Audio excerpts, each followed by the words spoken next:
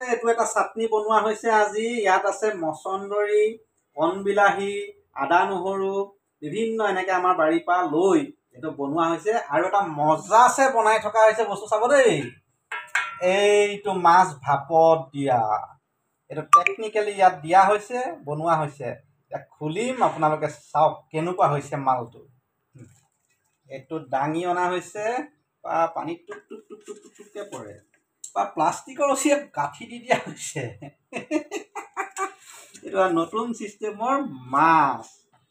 এতিয়া কেঁচিয়ে কাটি দিয়া হৈছে, কাটি দিয়াৰ পিছত চাওঁ মাছটো।